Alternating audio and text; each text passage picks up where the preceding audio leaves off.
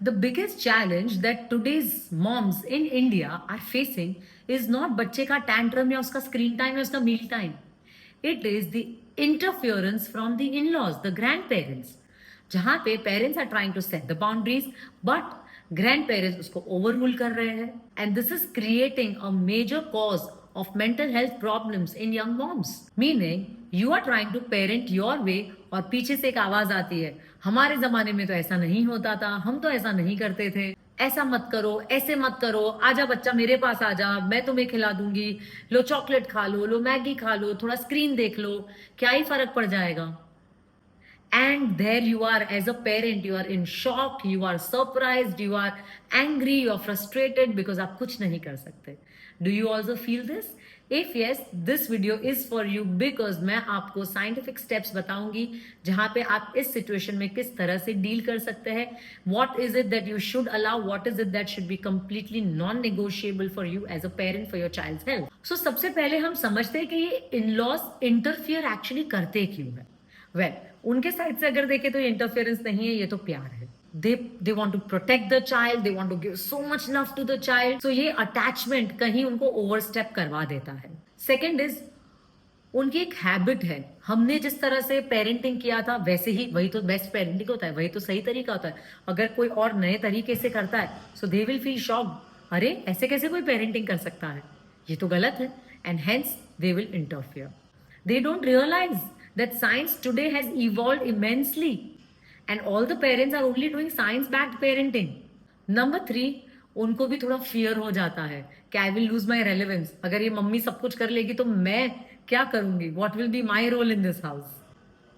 Fourth is उनको एक identity based parenting करना होता है that I am the grandparent, I know the best and I am the eldest in the house, so I will do it my way. My way is the best way. Number 5 is lack of communication. शायद in-laws are not trying to interfere. They are only trying to be a part of this joy. They are trying to belong. They are trying to feel needed. So ये सारी reasons के वजह से in-laws कहीं ना कहीं overstep कर देते हैं. But इसका बच्चे के brain health पे बहुत strong impact आता है. What happens is जब इन-लॉज आपका डिसीजन अंडरमाइन करते हैं बच्चे के सामने, मेरे बच्चे का ब्रेन रिसीव करता है 2 रूल्स. मम्मा ने अलग बोला, दादी ने अलग बोला. 2 अथॉरिटीज, मम्मा इंपॉर्टेंट है या दादी इंपॉर्टेंट है. 2 इमोशनल क्लाइमेट्स, मम्मा की सुनूं या दादी की सुनूं. और इससे मेरे बच्चे के ब्रेन में क्या क्रिएट हो रहा है? Too much of confusion, too much of chaos. बच्चा मैनिपुलेटिव बिहेवियर सीख रहा है. ये तो दादी जो बोल रही है वो ज्यादा अच्छा है, वो ज्यादा टीवी देख रहा है, मैगी चॉकलेट मिलने वाला है, तो इसमें दादी की बात मानता हूँ. ये मम्मा सब हार्ड चीजें एक्सपेक्ट कर रही है, मम्मा की बात नहीं मानता हूँ. बच्चा is also learning manipulative behaviour and इससे ultimately weakening of parental boundaries हो जाता है. मतलब if parents are trying to set some rules और वो नहीं माना जा रहा है, बच्चे को आदत बन जाएगी, मम्मा की बात कौन सुनता है, जाने दो. इवेंचुअली बड़े होके जब बड़े बड़े प्रॉब्लम्स आएंगे तो who is going to tell the बच्चा? तब दादी बोलेगी भाई तुम्हारा बच्चा है, तुम देख लो, ये तो बहुत हाथ से निकल गया है, हम कुछ नहीं कर सकते, अब तुम ही देखो. एंड मम्मा का आपने इनिशियल ईयर्स में ही अथॉरिटी या उनका जो पोजीशन है घर में या बच्चे के ब्रेन में जो एक इमेज होना चाहिए वो आपने इतना स्मॉल कर दिया कि बच्चा माँ की बात ही नहीं सुनता.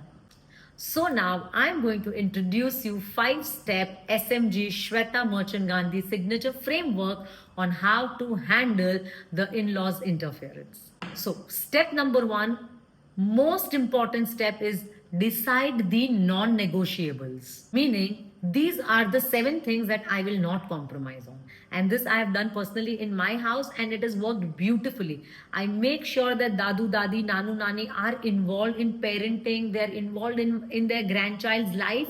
But also there are certain things जो सिर्फ मैं और मेरे हस्बैंड, मैं और प्रणव ही डिसीजंस लेते हैं. मेरा बच्चे का स्क्रीन टाइम कितना होगा, मेरे बच्चे का स्लीप रूटीन क्या होगा, मेरे बच्चे का मील टाइम, वो मील क्या खाएगा, कितने बजे खाएगा, दैट आई विल डिसाइड. मेरे बच्चे का इमोशनल सेफ्टी, बच्चे को अगर कुछ प्रॉब्लम है, उसको कुछ सूद करना है या मुझे उसको कुछ इमोशनल सेफ फील करवाना है, I will be the one who is making my child feel safe. No hitting, no shouting in front of my child और to my child. No sugar before dinner. अगर मेरे बच्चे को कुछ भी junk chips sugar दिया जा रहा है, it has to come through me, it has to be approved by me, only then my child will eat. ये certain things है जो नॉन नेगोशिएबल में चले ही जाते हैं, और ये हम आराम से रिस्पेक्टफुली जब कम्युनिकेट करें ना कि मम्मा देखो उनके ब्रेन पे क्या इम्पैक्ट होता है, बच्चे का कितना टैंट्रम्स आता है, ये सब की वजह से ग्रैंड पेरेंट्स भी समझेंगे, बिकॉज हम जो कर रहे हैं इतनी मेहनत बच्चे की भलाई के लिए ही कर रहे हैं। ग्रैंड पेरेंट्स भी बच्चों को इतना ही प्यार करते हैं, वो डेफिनेटली समझेंगे। शायद हमारा तरीका सही नहीं होता उनको समझाने का, कितनी सारी बार हम कम्युनिकेट ही नहीं करते, कितनी सारी बार हम ahead of ourselves angry and frustrated हो जाते हैं। हम ग्रैंड पेरेंट्स की बात सुनना ही नहीं चाहते, समझना ही नहीं चाहते, या हम हमारी बात तरीके से कम्युनिकेट करना ही नहीं चाहते। वो भी तो प्रॉब्लम है ना, हमारा प्रॉब्लम है वो। कोई भी चीज तरीके से अगर कम्युनिकेट की जाएगी, it will be received well. आप तरीके से कम्युनिकेट करना शुरू तो करो। Step number 2, have the conversation before the conflict. कि ऐसा नहीं है कि झगड़ा होगा तभी हम बात करने जाएंगे, पहले से एडवांस में ये सारी बातें करना शुरू करो। You come on the same page. घर का इमोशनल क्लाइमेट इतना हैप्पी बनाओ, घर में इतनी स्ट्रॉन्ग पॉजिटिव पावरफुल एनर्जीज होनी चाहिए, घर में इतना अमेजिंग सिनर्जी होना चाहिए, और वो सिर्फ बात करने से ही बात बनेगी मेरे दोस्तों।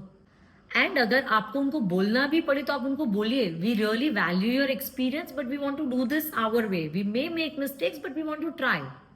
बट सेम चीज रिस्पेक्टफुली बोल के देखो एक बार, it will work. Step number 3, आप ना उनको साइंस एक्सप्लेन करो, ये क्यों ऐसा करना है, मेरे वीडियोस दिखाओ, it will help them a lot. Because in laws will respond to logic more than they respond to feelings, because वो ज्यादा इमोशनल ड्राइव में होते हैं बच्चों को लेके।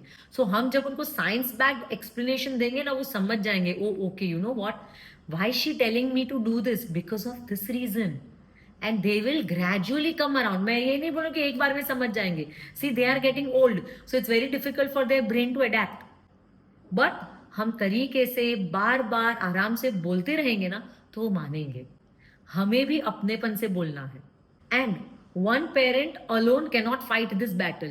You and your partner have to come on the same page. Weekly हमें meetings करनी है, हमें पॉइंट्स डिस्कस करने हैं, ये ऐसा हुआ था ये वीक में, क्या हम इसको इस तरीके से डील कर सकते हैं। And you see how beautifully your bond with your in laws will also grow, because वो भी बहुत इंपॉर्टेंट रिश्ता है हमारी लाइफ का।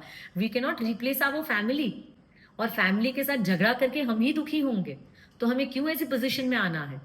Maintain peace with the family, और कम्युनिकेट करके रिस्पेक्ट से हम वो पीस हमारे घर में बना सकते हैं। Step number 4, be united with your spouse.